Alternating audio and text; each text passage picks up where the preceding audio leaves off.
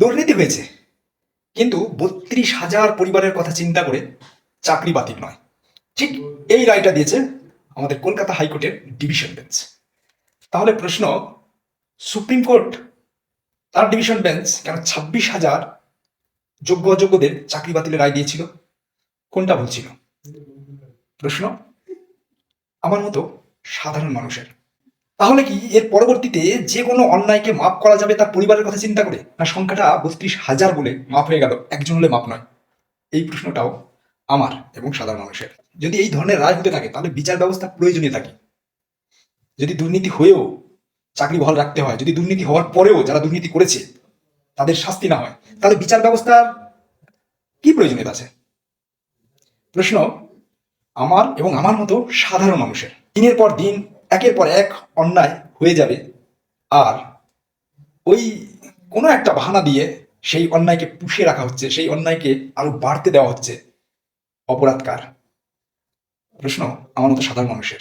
ওই ৩২,০০০ যারা অন্যায় করে চাকরিটা পেয়েছে তাদের জন্য যে ৩২,০০০ লোক বা ছেলে মেয়ে ন্যায্য চাকরি পাওয়ার যোগ্য ছিল, তারা চাকরিটা থেকে বঞ্চিত হলো, তাদের পরিবারের কি হবে? প্রশ্ন আমার এবং সাধারণ মানুষের।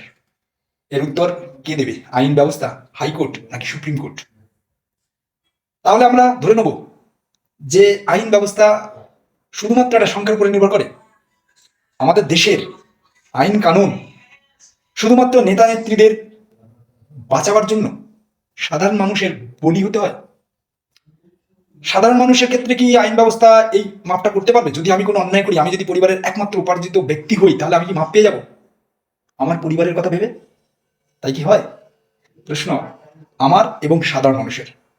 বন্ধু, এইটাই রায় হয়েছে আমাদের হাইকোর্টের ডিভিশন বেঞ্চের, যে ৩২,০০০ চাকরি বাতিলের রায় দিয়েছিলেন অভিজিৎ গাঙ্গুলি। সেই রায়টাকে দুর্নীতি মেনেও চাকরি বাতিল হতে দিল না হাইকোর্টের ডিভিশন বেঞ্চ।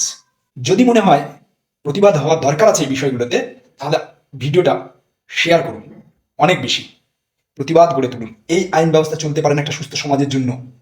এটা খুবই ভয়ঙ্কর একটা সংকেত। দেশের আইন ব্যবস্থার যে একটা ভগ্ন নগ্ন দৃশ্য, সেটা প্রকাশ পাচ্ছে এই রায়টা। আইন আদালত সবার উপরে, কিন্তু সাধারণ মানুষ, সাধারণ মানুষের আওয়াজ কি কোনো দাম নেই? তাই প্রতিবাদ করুন, দিকে দিকে গড়ে তুলুন এই অন্যায়ের বিরুদ্ধে প্রতিবাদ। আর নয় অন্যায়। রাধে রাধে।